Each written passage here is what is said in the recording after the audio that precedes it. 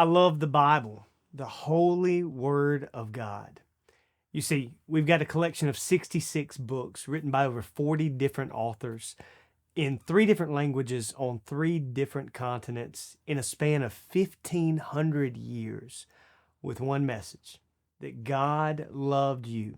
He loved you enough that His gospel, His story of redemption through His Son Jesus Christ, His death, burial, and resurrection would bring you and I life and life everlasting.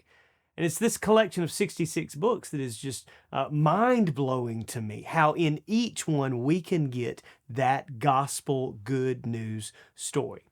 And so when I study each of the books and I walk through them and read verse by verse, I look for three main aspects. First, I want to know, what's the context? Because each book in its own context has a message to deliver to us. We want to see, what is the setting, what's going on, what is God trying to show us in these particular books. And context means who wrote it? What was the original message to the original audience? And so I look for the context. What is the meaning of the passage in that particular time frame? Then we ask, what is the culture? What are some cultural aspects that affect this book? For instance, when you take an Old Testament book, there was a particular context, an audience around that affected the culture, and that the culture affected the writing. The writing of the book of Genesis would be much different than the writing of the book of Revelation.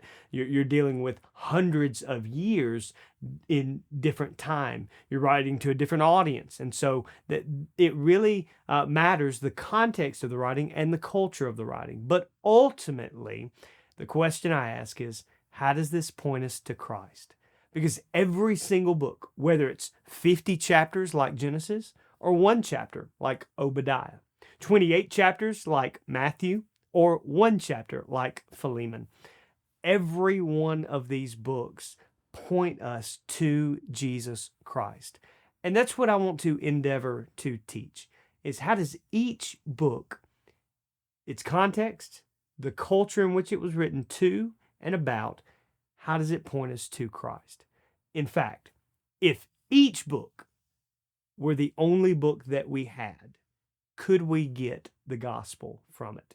Will you journey with me and let's find out, Genesis to Revelation, how does this point us to the gospel?